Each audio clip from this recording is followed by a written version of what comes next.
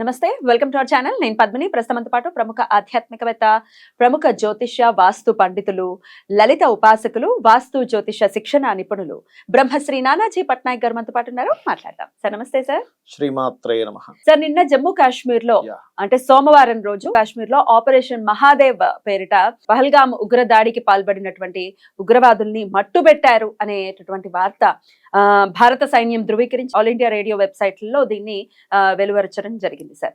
Operation Mahadev అన్న పేరు definite గా మహాదేవుడు రుద్రుడు అంటేనే ప్రళయకారకుడు. ఆయన ఇన్వాల్వ్ అవ్వకుండా ఏది జరగదు. డెఫినెట్లీ. సో ఆ ప్రళయకారకుడు ఆయన ఖచ్చితంగా అంతం చెయ్యాలి అనే పరిస్థితి ఉంటే రుద్రుడే చెయ్యాల్సి ఉంటుంది. సో మరి ఈ ఆపరేషన్ మహాదేవ్ అన్న పేరుని ఎలా చూస్తారు? ఈ ఉగ్ర దాడిలో ఉన్నటువంటి ఈ ఉగ్రవాదులు హతం అవ్వటం గోచార రీత్యా ఏమైనా సంబంధాలు ఉన్నాయా? ఇత్యాది విషయాలు ఒక జ్యోతిష పండితుడిగా మీరు ఏమంటారు సార్? తప్పకుండా అమ్మ, చాలా మంచి విషయం చెప్పారు. ఇప్పుడు మొత్తం మీద మనం ఒక 10-12 రోజుల క్రితం కుజుడు మారుతున్నాడు అనే దాని మీద ఒక ఛానల్ ఇంట్లో చేస్తున్నప్పుడు నేను ఒక మాట చెప్పాను. కుజుడు 28వ తేదీ మారుతున్నాడు. మారినప్పుడు సైన్యపరంగా, మిలిటరీ, ఆర్మీ వీటి పరంగా ఒక రెవల్యూషన్ అనుకోండి, లేకపోతే భూపరంగా ఒక రెవల్యూషన్ అనుకోండి జరుగుతుంది. ఎందుకంటే దీనికి ఏమిటి, కుజుడు ప్రతి 45 రోజులకి ప్రతి రాశిలో మారుతుంటాడు కదా. అంటే దీన్ని మనం దేశకాల పరిస్థితుల్లో ఒక రకంగా తీసుకోవాలి. అలాగే ఏదైతే మనకి జన్మజాతకంలో ఉండే పర్సనల్ చార్ట్ పరంగా ఒకటి తీసుకోవాలి. దేశకాల పరిస్థితుల్లో ఎందుకు తీసుకోవాలి అంటే, ఈ సంవత్సరం ఈ విశ్వవసు నామ సంవత్సరానికి రాజు, మంత్రి ఇట్లా ఉంటారు, సైన్యాధిపతి. ఈసారి సైన్యాధిపతి అంటే పూర్వ పద్ధతి పరంగా ఒకరయ్యారు, అదేవిధంగా దృక్పద్ధతి పరంగా ఒకటయ్యారు. అంటే శని అయ్యారు, బుధుడు అయ్యాడు. ఇప్పుడు బుధుడు రాసుల్లోకి ఎప్పుడైతే కుజుడు ఎంట్రీ అయ్యాడో, కుజుడు అంటే ఏంటంటే ఫైటింగ్, వార్, వీటి కారకుడు. ఈ కారకుడు ఎప్పుడైతే ఎంటర్ అయ్యాడో, నా ఉద్దేశం ఏంటంటే ఈ 45 రోజులు కూడా సైన్యం అలర్ట్ గా ఉండాలి. అదేవిధంగా ఉగ్రవాదులకి మామూలుగా ఉండదు పరిస్థితి ఈ 45 రోజులు కూడా. ఈ ఒక్క రోజున కాదు, నిన్న ఏదో జరిగిందని కాదు, నిన్న ఎంటర్ అయ్యాడు ఆయన. ఎంటర్ అవుతూనే బాంబు పేల్చాడు అక్కడ తీసుకెళ్ళి. మామూలుగా కాదు. ఇప్పుడు అక్కడ ఎంతమంది చనిపోయారమ్మా, అసలు ఏంటి వాళ్ళందరూ కూడా. ఇప్పుడు వాళ్ళ కళ్ళల్లో ఇప్పుడు ఆనందం చూస్తాం. ఎందుకంటే అన్యం పుణ్యం తెలియకుండా అక్కడికి వెళ్ళి ఏదో విహారయాత్రకని వెళ్ళితే అక్కడ వాడు ఎలాంటి వాళ్ళు ఏమిటి అనేటువంటి వెళ్ళి మోడీకి చెప్పుకో అనేటువంటి దానికి ఆయన చెప్పుకున్నారు క్లియర్ గా. మోడీ విన్నాడు చాలా క్లియర్ గా చెప్పాలంటే. సో అయితే ఇక్కడ ఏంటంటే ఈ 45 రోజుల్లో జరిగేటువంటి కొన్ని విషయాలు ఏమిటి అంటే, ఈ యుద్ధ సంబంధించినవి ప్రధానంగా విజయం ఎక్కువగా పొందుతుంది. ఇంకేదైనా కొత్తగా ఏమైనా అటాక్స్ చేయడం, ఇంకేదైనా వాటిలో మంచిది వస్తుంది. అంటే మన భారతదేశానికి సంబంధించింది ఒకటి.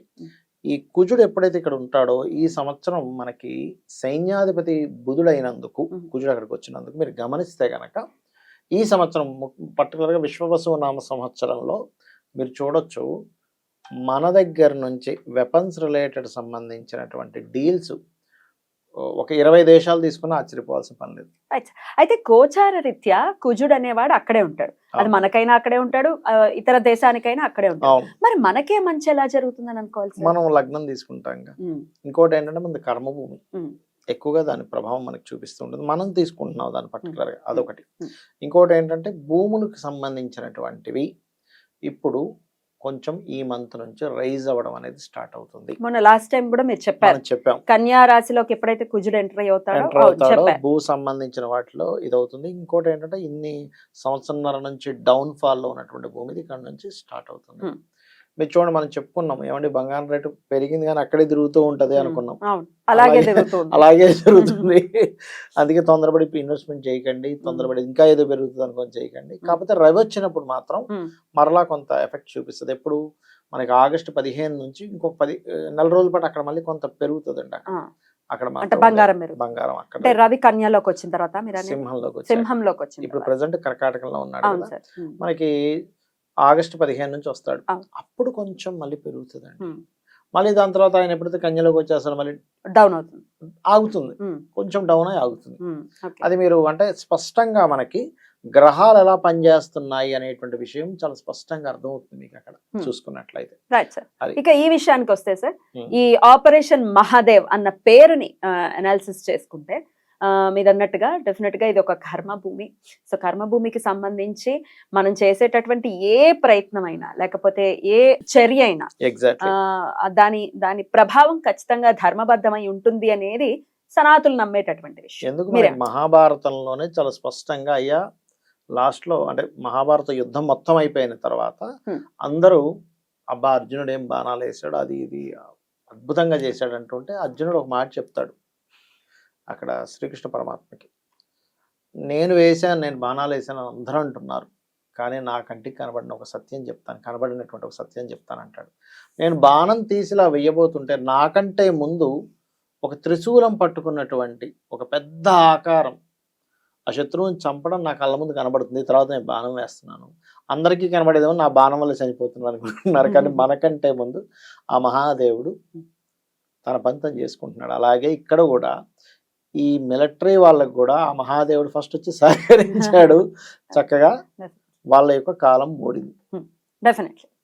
అది అట్లా అనమాట. కాబట్టి ఇంకోటి ఏంటంటే మీరు మామూలుగా ఆస్ట్రాలజికల్ గా కూడా మనకు మామూలుగా దీని పరంగా కూడా బ్రహ్మ విష్ణు రుద్రుడు, మనకి ఏ పనైనా ప్రారంభించాలంటే బ్రహ్మ అనుగ్రహం కావాలి. అదే బ్రహ్మ అంటే ఏమిటి? బ్రహ్మ అంటే జ్ఞానము, అదిగా గురుబలం కావాలంటారు. మనకి ఏదైనా నడవాలి ముందుకంటే విష్ణువు కావాలి. విష్ణువు ఈజ్ స్థితికారకుడు. విష్ణు అనుగ్రహం లేదే మీకు అది ముందుకు కదలదు.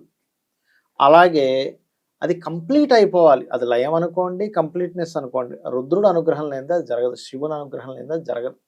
కాబట్టి మీరు గమనిస్తే కనుక ఇదే మహాభారతంలో ఒక విషయం ఉంటుంది, మన అభిమన్యుణ్ణి చంపేశాడు అనేటువంటి బాధతో అర్జునుడు ఒక ప్రతిజ్ఞ పొందుతాడు, ఖచ్చితంగా వాడిని రేపు సాయంత్రం కల్లా చంపేస్తా,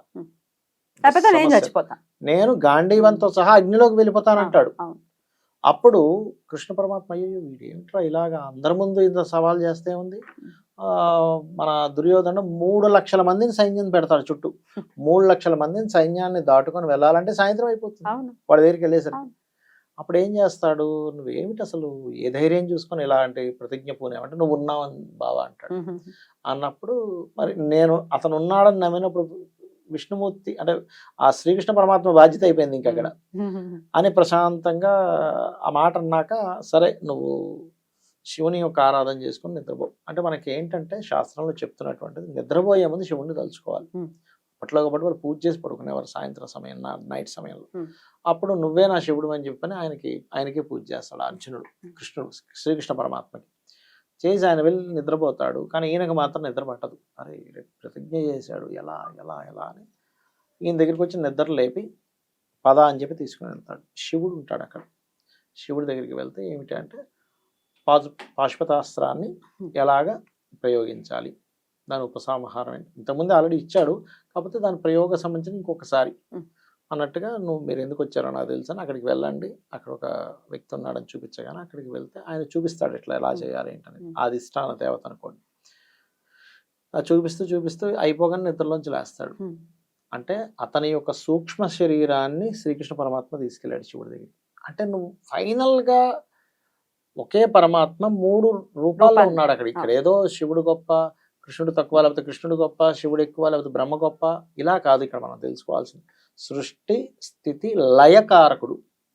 వీళ్ళు పెట్టిన పేరు కూడా లయకారకుడి పేరు పెడితే గానీ ఇది లయం అవ్వదు బాబు అని అర్థం చేసుకొని చాలా మంచి పేరు పెట్టారు. సింబాలిక్ గా అనుకోండి, లేకపోతే స్వామి అనుగ్రహం కోసం అనుకోండి, ఖచ్చితంగా లయం చేయటం మొదలు పెడితే తట్టుకోవటం ఎవడి లయమైపోతుంది. లయం అవుతుంది. అద్భుతం సార్. సో డెఫినెట్ గా జరిగినటువంటి అన్యాయం అంతా ఇంత అన్యాయం కాదు, మామూలు విషయం కాదు. ఆ మగవాళ్ళని పట్టుకొని అలా కాల్చి చంపేసి వాళ్ళ కళ్ళ ముందే చనిపోవటం అంటే ఎవ్వరూ తట్టుకోలేరు. అసలు ఈ జీవిత పర్యంతం ఆ అనుభవించేటటువంటి వాళ్ళకి జీవిత పర్యంతం పనిష్మెంట్. అది ఎంత ఉగ్రవాదుల్ని చంపినా వాళ్ళ మనిషి అయితే తిరిగి రాడు. ఎంతో కొంత న్యాయం అయితే న్యాయం జరిగింది. అంటే ఏమిటంటే ఇప్పుడు వీళ్ళు ధర్మంగా ఉన్నప్పటికీ వాళ్ళు అధర్మంగా చేసిన దానికి మరి ఆ రకంగానే సమాధానం చెప్పాలి. కాబట్టి ఒక రకంగా చెప్పాలంటే కొంతమంది కన్నీరు కి ఒక సంతృప్తి కలిగినటువంటి సమయంగా మనం చెప్పుకోవాలి. డెఫినెట్లీ.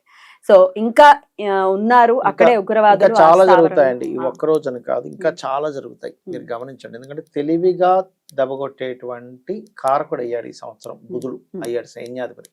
దాని కుజుడు ఎంటర్ అయ్యేసరికి ఏమవుతుందంటే, అంటే బాగా తెలివైన వ్యక్తికి, బాగా విన్యాసం తెలిసిన వ్యక్తికి ఒక వెపన్ చేతికి వచ్చినట్టు. ఈ 45 days చూడండి, కబడ్డీ ఆడుకుంటారు మన వాళ్ళు ఇక్కడ. Super sir. మంచి మంచి వాతావరణం అయితే డెఫినెట్లీ. ఎగ్జాక్ట్లీ. అన్యాయానికి శిక్ష పడేటటువంటి సమయం ఆసన్నం అయ్యింది.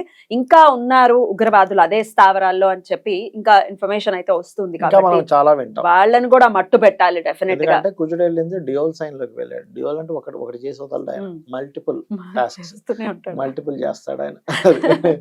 మరి ఇదే విషయాన్ని మనం మంగళవారం మాట్లాడుకుంటున్నాం కాబట్టి ఇది మళ్ళీ మారుగోరుతుందేమోనని నాకు అనిపిస్తుంది. అంటే మంగళవారం మాట్లాడుకుంటే ఎప్పుడు మారుకోరదు, మనం మళ్ళీ మాట్లాడుకునేలా చేస్తాం. అదే అంటున్నా, మళ్ళీ ఈ న్యూస్ మళ్ళీ మనం వింటాం, మళ్ళీ ఇంకోసారి డిస్కషన్ పెడతామని మాత్రం అవుతుంది. ఎందుకంటే వాళ్ళని మట్టు పెట్టడం వల్ల కొన్ని వందల వేల మంది అమాయకులు రక్షింపబడతారు. డెఫినెట్లీ. Right sir. సో ఈ ఆపరేషన్ ఇంకా కొనసాగుతుంది కాబట్టి అది దిగ్విజయ్ అవ్వాలి మహాదేవుడి అనుగ్రహం చేత అని మనస్ఫూర్తిగా కోరుకుంటూ కృతజ్ఞతలు సార్.